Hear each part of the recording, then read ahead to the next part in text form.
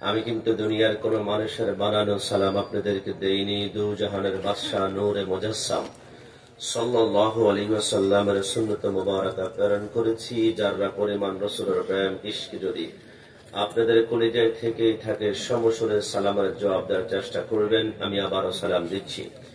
আসসালামু আলাইকুম ওয়া রাহমাতুল্লাহি ওয়া বারাকাতুহু। বাদী ঈশা থেকে লম্বা সময় পর্যন্ত আপনারা আলোচনা শুনেছেন। আপনাদের সকলের সুপরিচিত বাংলার টেকনাফ থেকে তেতুলিয়া, রূপসা থেকে পাথরিয়া, হাজারো হৃদয় যুবকের হৃদয় স্পন্দন হাফেজ আবু হানিফ আনোয়ারে মাদ্দাজুল্লাহ আলী সাহেবের চমৎকার আলোচনা। রব্বুল আলামিন আমাদেরকে আমল করার তৌফিক দান করুক, সবাই বলি আমিন। আসুন কিয়াম করেছেন, তারপরও অনেকে হয়তো বা অনেক লম্বা সময় ধরে বসেছেন, জীবনে ভাব ছিল, চা খেতে গিয়েছেন, পান খেয়ে চোখের মধ্যে একটু পানি টানে দিয়ে তারপর আবার আসবেন আর কি, এমনটা চিন্তা করেছেন। তাই মাহফিলটা গোছানোর জন্য 10 সেকেন্ডের জন্য একটু সবাই একটু দাঁড়ালে একটু খুশি হব। একটু দাঁড়ানো যাবে, আবার কষ্ট করে একটু একটু এবার সবাই পিছন দিক থেকে হেঁটে একটু সামনে আসি। আমরা সবাই কেমন হাঁটি, একটু এক্সারসাইজ করি, ব্যায়াম হবে কি। হ্যাঁ, একটু ভালো, সবাই একটু সামনে আসি। তারা কষ্ট দিব না, এই প্রথম আমরা তো 7 ঘন্টা সফর করে আসছি, আপনারা তো 10 সেকেন্ড মাত্র একটু সামনে হাঁটবেন। মাশাআল্লাহ। যারা রাস্তাতে দাঁড়িয়ে আছেন তারা জোর করা যাবে না, স্বাধীন দেশের নাগরিক, মামলা মোকদ্দমার ভয় আছে। রিকোয়েস্ট, অনুরোধ আপনাদের কাছে প্যান্ডেলের ভিতরে আসার জন্য বিনীতভাবে অনুরোধ করছি। সবাই আরেকটু সামনে আসবো, পিছন দিকে একটু সামনে চলে আসি। এবার আমরা বসে পড়ি। যারা মাইকের আওয়াজ বাহির থেকে শুনতে পাচ্ছেন, রাস্তাঘাট, দোকান পাট, চলা বেড়ায়, কথা বার্তায় অনেকে মনে করছেন হয়তো আমাদেরকে আনার জন্য রায়াত পাঠানো হবে, পুলিশ পাঠানো হবে, আর্মি পাঠানো হবে। এমনটা কিছুই হবে না। महबूब की महफिल को महबूबों ने सजाती है, आते हैं वही जिनको सरकारें बुलाती है। মনে রাখবেন, আজকের প্যান্ডেলে সবাই আসতে পারবে না। আবারও বলছি, আজকের প্যান্ডেলে সবাই আসতে পারবে না। একমাত্র তারাই আসবে যাদেরকে মদিনাওয়ালা ডেকে ডেকে নিয়ে আসবে। যদি বলে সুবহানাল্লাহ। আপনাকে আমাকে যদি কবুল করেছে, সবাই সিংহের মতো একবার গর্জন করে বলি আলহামদুলিল্লাহ। আওয়াজে মেনে নেওয়া যায় না, একটু জবান খুলে বলি আলহামদুলিল্লাহ। লোকে চলতে পারে, বলতে পারে না। পঙ্গু লোকে বলতে পারে, চলতে পারে না। কানা লোকে শুনতে পারে, দেখতে পারে না। কালা লোকে দেখতে পারে, শুনতে পারে না। তুমি যদি তাদের চেয়ে একটু ভালো থাকো, তবে কেন শুকরিয়াটা আদায় করো না? তবে কেন শুকরিয়াটা আদায় করো না? চোখ দুটো দিল দেখিতে তোমায়, শুনতে দিল কান, জিহ্বা দিল স্বাদ নিতে আর নাকে সুঘ্রাণ। ডান হাত তুলে বলা ঠিক না? এবার তুমি ভেবে দেখো না, এবার তুমি ভেবে দেখো না কতটা সুখে আছো। তবে কেন শুকরিয়াটা আদায় করো না? তবে কেন শুকরিয়াটা আদায় করো না? বোবা লোকে চলতে পারে, বলতে পারে না। পঙ্গু লোকে বলতে পারে, চলতে পারে না। কানা লোকে শুনতে পারে, দেখতে পারে না। কালা লোকে দেখতে পারে, শুনতে পারে না। তুমি যদি তাদের চেয়ে একটু ভালো থাকো, তবে কেন শুকরিয়াটা আদায় করো না? তবে কেন শুকরিয়াটা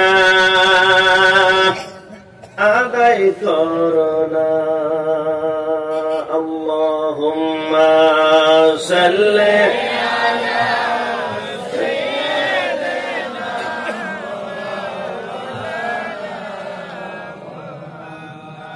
وعلى آل سيدنا الله الله الله لا إله إلا هو بڑا الله الله লা ইলাহা কার সুরত হাসতা চেহারা মসজিদে ফুল নূর का पुतला चाँद का टुकड़ा हक प्यारा रसूल नबी जी अल्लाह अल्लाह ला इलाहा इल्लल्लाह पढ़ो अल्लाह अल्लाह ला इलाहा মতের তুফান চলবে যখন নবী গয়ামেরার দয়া করে দিও দেখা দয়া করে চেহারায় আনোয়ার নবীজি আল্লাহ আল্লাহ লা ইলাহা ইল্লাল্লাহ বড় আল্লাহ আল্লাহ লা ইলাহা আস্তে আস্তে আস্তে কি আল্লাহ জিকির করতে আমাদের কষ্ট হচ্ছে? একটু মন থেকে বলুন, জিকির হবে একমাত্র কার? আর একটু ভলিউমটা বাড়িয়ে বলি কার? শাহাদাত আঙ্গুলটা উঁচা করে বলি তো কার? তিনি কোন আল্লাহ? ওয়ার রহমান ওয়ার রহিম ওয়াল মালিক ওয়াল কুদ্দুস ওয়াস সালাম ওয়াল মুমিন ওয়াল মুহাইমিন ওয়াল আজিজ ওয়াল জব্বার ওয়াল মুতাকাব্বির ওয়াল খালিক ওয়াল বারি ওয়াল মুসাব্বির ওয়াল গাফফার ওয়াল কাহ্হার ওয়াল ওয়াহ্হাব ওয়াল রাজ্জাক ওয়াল ফাত্তাহ ওয়াল আলিম ওয়াল কাবিদ ওয়াল খাফিদ ওয়াল রাফি ওয়াল মুঈজ ওয়াল মুজিল ওয়াস সামি ওয়াল বাসির ওয়াল হাকাম ওয়াল ওয়াজিদ ওয়াল মাজিদ ওয়াল ওয়াহিদ ওয়াল আহাদ ওয়াস সামাদ والقادر والمقتدر والمقدم والمؤخر والأول والآخر والظاهر والباطن والولي والمتعالي والتواب والضر والمنتكب والعفو وهو ملك الملك وهو ذو الجلال والإكرام দুই হাত তুলে একবার বলি আল্লাহু আকবার।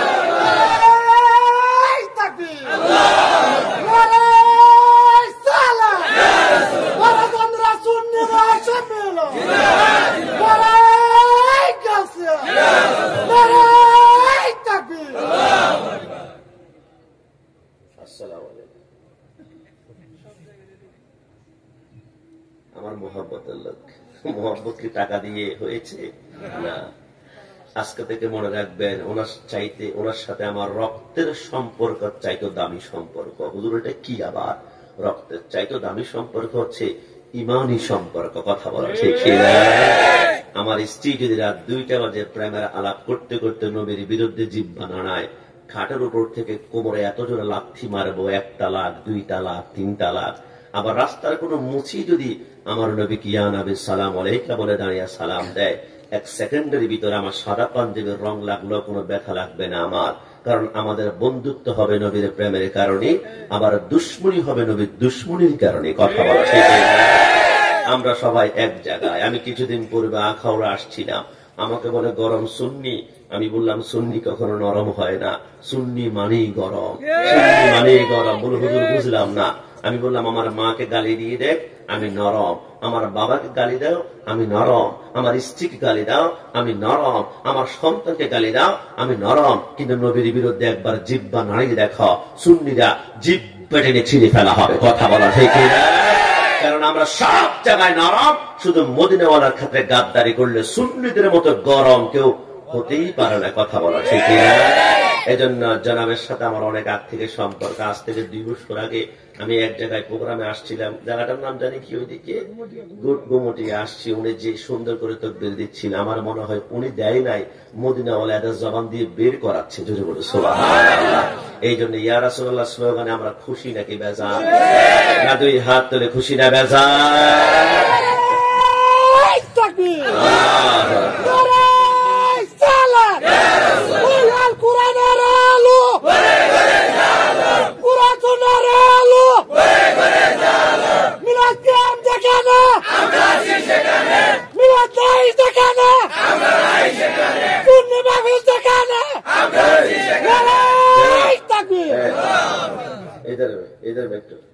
একটা হাদিয়া আমার থেকে নিবেন। আর আজকে থেকে আমার ভাইজানের সাথে আমার একটা অনুরোধ থাকবে। আমার ভাইজান সেটা স্লোগানে খুব এক্সপার্ট স্লোগান পার্সন বলা যায়। আল কোরআনের আলো, আল হাদিসের আলো আজকে থেকে আমরা বলবো না, বলবো কোরআন সুন্নাহর আলো। কারণ আল হাদিস মানে হচ্ছে হাদিস। রাসূল 11টা বিবাহ করেছেন, এটা হচ্ছে হাদিস। কিন্তু হাদিসের উপর, সব হাদিসের উপর আপনি আমল করতে পারবেন না। আপনি 11টা বিবাহ করলে ঘরে জায়গা হবে আপনার উপরে? কিন্তু আমাদের উপরে ইসলাম আমাদের জন্য 4টা আমাদের জন্য ফরজ করেছেন, যে তোমরা করতে পারলে 4টা। এই জন্য সব হাদিস আমল করা যাবে না, কিন্তু যেটা সুন্নাহ রাসূল নির্দেশ করেছেন এটা করো, সেটা বাস্তবায়ন করা যাবে। এই জন্য স্লোগান হবে কোরআন সুন্নাহর আলো, ঘরে ঘরে জালো। কথা বলা ঠিক কিনা জনাব? ওকে ওকে। তো আজকে থেকে স্লোগান হবে কোরআন সুন্নাহর আলো, ঘরে ঘরে জালো। হ্যাঁ, হয়তো বা জানতো না, জানার কারণে আজকে থেকে আর দিবে না। কারণ ইনি জানে যে এখানে মদিনাওয়ালার মোহাব্বত পাওয়া যায়, এইখানে আমার লজ্জা নয়, এখানে শিখে মদিনাওয়ালাকে রাজি করাটাই হচ্ছে আমার উদ্দেশ্য। এটা জবান খুলে বলি সুবহানাল্লাহ। এই জন্য প্রথমে আমরা আল্লাহ জিকির করেছি, আল্লাহ যে রহমান, এই কথার মধ্যে কোনো সন্দেহ নাই। এটা জবান খুলে বলতে হবে, সন্দেহ। ইমাম আজমের জামানায় একজন লোক বিবাহ করেছিল। বিবাহ করে বাসর ঘরে ঢুকার পূর্বে তিনি আসমানের দিকে তাকায়, দেখলেন এত সুন্দর পূর্ণিমার চাঁদ। তিনি চাঁদের দিকে তাকায়, এখনো বাসর ঘরে ঢুকে নাই। তিনি চিন্তা করলেন, আমার বউ যদি আসমানের চাঁদ থেকে সুন্দর না হয়, 1 তালাক, 2 তালাক, 3 তালাক। ঘরে ঢুকে দেখলো অত্র লেখার সবচেয়ে কালো মেয়েটা হচ্ছে তার ঘরের বউ। টেনশনে পড়ে গেল, আসমানের চাঁদ সুন্দর, স্ত্রী কালো, আল্লাহ জানে বউ কি আমার কন্ট্রোলে আছে কিনা। পরের দিন মুফতির কাছে গেল, মুফতি বলল আসমানের চাঁদ হচ্ছে পূর্ণিমার চাঁদ সুন্দর, তোমার স্ত্রী কালো, তাহলে তোমার স্ত্রী অবশ্য তালাক হয়ে গিয়েছে। 70 জন মুফতির কাছে গিয়েছে, সবাই বলে তালাক, সবাই বলে তালাক। ইমাম আজমের বয়স মাত্র তখন 17 বছর। রাস্তার পাশে বসে তিনি কিতাব মোতালা করছেন। যুবক কান্না করে। ইমাম আজম বলে, ভাই কান্না করছে কেন? বলে, তোমার কাছে বলে লাভ কি? কত 70-80 বছরের মুফতি পর্যন্ত আমাকে মাসালা দিয়েছে, তুমি 17 বছর। ইমাম আজম বলে, একটু দেখই না। যখন তার কাছে বলল, আসমানের চাঁদের দিকে তাকিয়ে বলেছিলাম, আমার স্ত্রী যদি চাঁদ থেকে সুন্দর না হয় 3 তালাক। সবাই বলল তালাক হয়ে গিয়েছে। ইমাম আজম বলে, ওয়াল্লাহ বিল্লাহ তাল্লাহ, 3 বার খোদার কসম করে বলি স্ত্রী তালাক হয় নাই। মিষ্টি মিষ্টি কথা বলো, মুস্কি হাসি দেয়, মিলন করো, সেকেন্ডে সেকেন্ডে তোমার আমল নামায় সওয়াব লিখবে কেরামান কাতিবিন। একটু জবান খুলে বলি সুবহানাল্লাহ। সমস্ত মুফতিদের মাথার রক্ত গরম হয়ে গেল। আমি 60 বছর ফতুয়া দেই, আমি 70, আমি 80, আমার ফতুর উপরে কিভাবে কলম বসালা। বিশ্ববিখ্যাত কিতাব ফিকহুল আকবরের মধ্যে ইমাম আজম লেখা, একটা কাজ করুন, আপনারা আমার উপর রাগ করিয়েন না। আগামীকাল কুফার কেন্দ্রীয় মসজিদে আমরা মাগরিবের নামাজ পড়বো। নামাজের ভিতরে আমি মাসালার সমাধান দিব যে ওই নারী চাঁদের চাইতে সুন্দর। বলে, না এটা কেমন হয়? বলে, আসুন না। বলে, নামাজের ভিতরে তো কথাই বলা যায় না। নামাজের ভিতরে কথা বললে নামাজ খালাস হয়ে যাবে, নাকাশ হয়ে যাবে, ভঙ্গ হয়ে যাবে। ইমাম আজম বলে, চলো। সকাল বেলা সবাই হাঁটতে শুরু করলো। মাগরিবের সময় কুফার মসজিদে ইমাম আজম নামাজের মুসল্লার মধ্যে দাঁড়িয়ে গেল। আল্লাহু আকবার, সূরা ফাতিহা পড়লো। এবারে তিনি শুরু করলেন, ওয়াত-তিন ওয়াজ-যাইতুন ওয়া তুরি সিনিন ওয়া হাদাল বালাদিল আমিন লাকাদ খালাকনাল ইনসানা ফি আহসানি তাকওয়িম। এই আয়াত তেলাওয়াত করার সাথে সাথে গোটা মসজিদে কান্না, চোখের পানি হুহু করে গুঙ্গিয়ে কান্না। নামাজ পড়ার শেষে ইমাম আজমের কপালে চুমা খায়, হাতে চুমা খায়। ইমাম আজম বলে, কোনো কথাই তো বললাম না, চুমা খাচ্ছে কেন?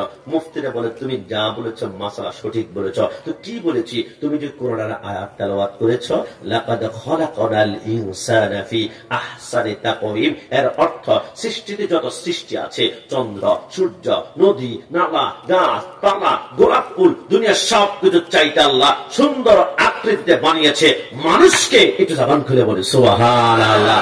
মানুষ যদিও দেখতে কালো, সূর্য সুন্দর। মানুষ যদিও দেখতে কালো, চন্দ্র সুন্দর। মানুষ যদিও দেখতে কালো, কিন্তু গোলাপ ফুল সুন্দর। কোরআন বলে, সে চাঁদের চাইতে, সূর্যের চাইতে, গোলাপ চাইতে গড়ের কার রমণীটা আশরাফুল মাখলুকাত, সৃষ্টির সর্বশ্রেষ্ঠ সুন্দর।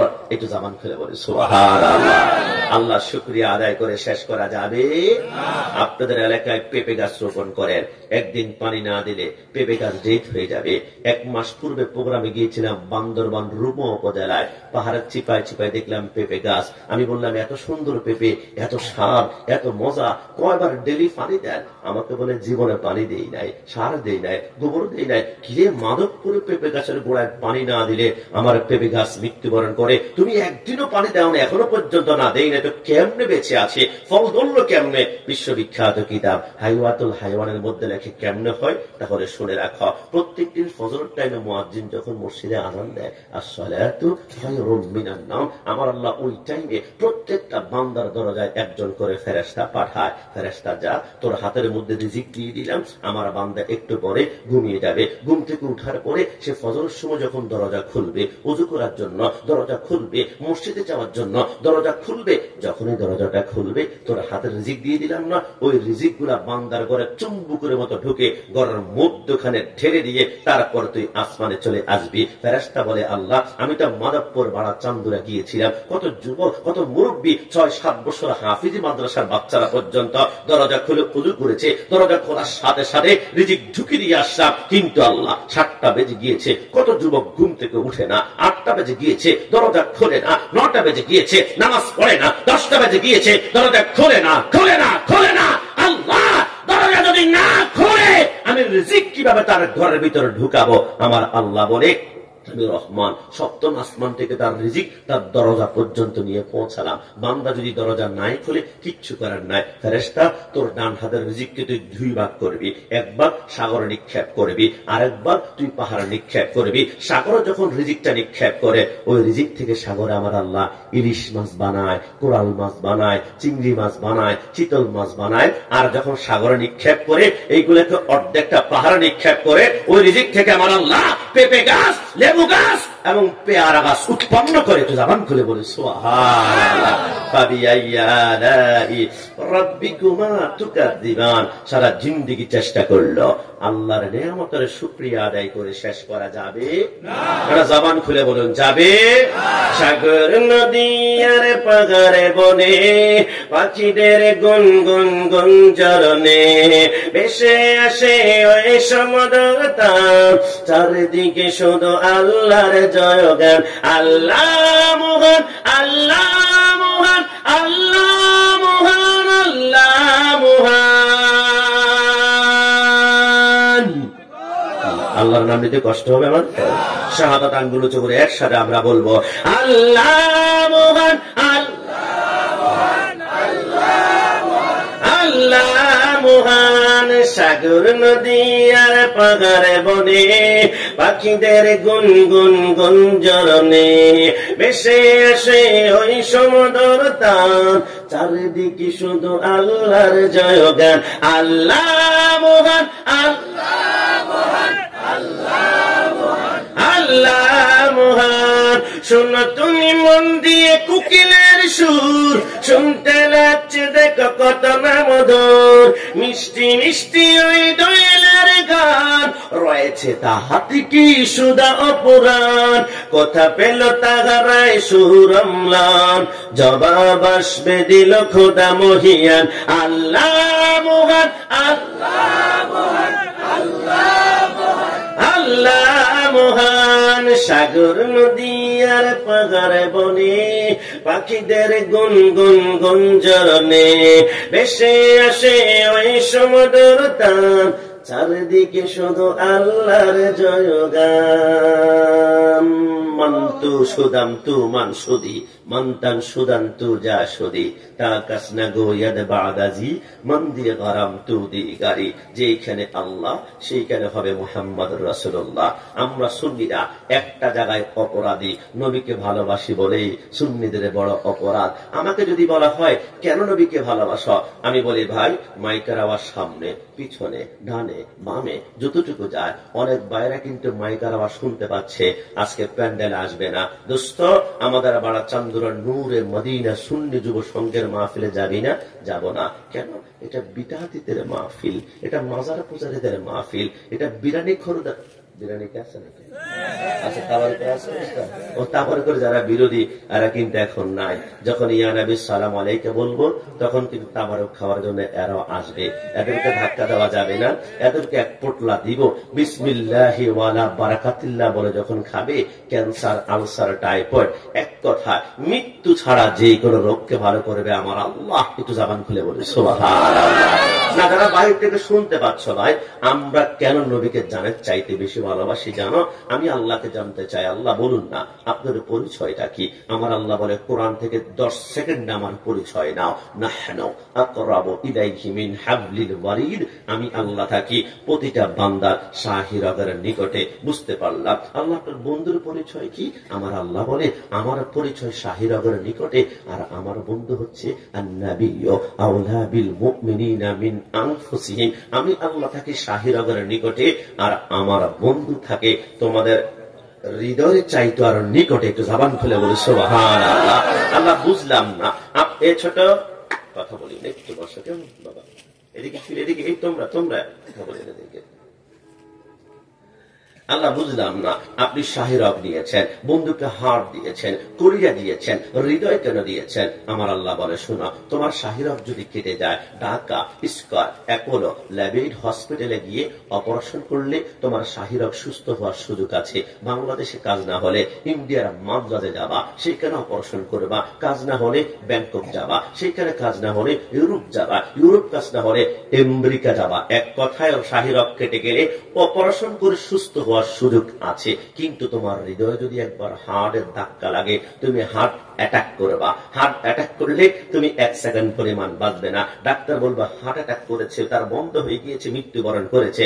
আমার আল্লাহ বলে বান্দা বুঝুস নাই, আমি আল্লাহর সাথে গাদ্দারি করা মানে শাহিরগ কেটে যাওয়া মানে আমি আল্লাহর সাথে গাদ্দারি করা। শাহিরগ কেটে গেলে অপারেশন করে যেমন সুস্থ হওয়ার সুযোগ আছে, আমি আল্লাহর সাথে গাদ্দারি করে তাহাজ্জুদের সময় যদি কাঁদো, রব্বানা যালামনা রব্বানা আতিনা রব্বানা লা তুযিগ কুলুবানা, আমি আল্লাহ তোর চোখের পানির কারণে আমি রহমান তোকে মাফ করে দিব, মানে তোর ঈমানটা বেঁচে যাওয়ার সুযোগ আছে। কিন্তু আমার বন্ধু কি? বন্ধু হচ্ছে হাড়। হাড়ে একবার ধাক্কা লাগলে তোমার জীবন যেমন বাঁচে না, আমার বন্ধুর সাথে গাদ্দারি করলে তোমার ঈমান 1 সেকেন্ড পরিমাণ বাঁচবে না। খুদা পকড়ে তো ছোড়া লে মোহাম্মদ, মোহাম্মদ পকড়ে তো ছোড়া কুহি নে सकता।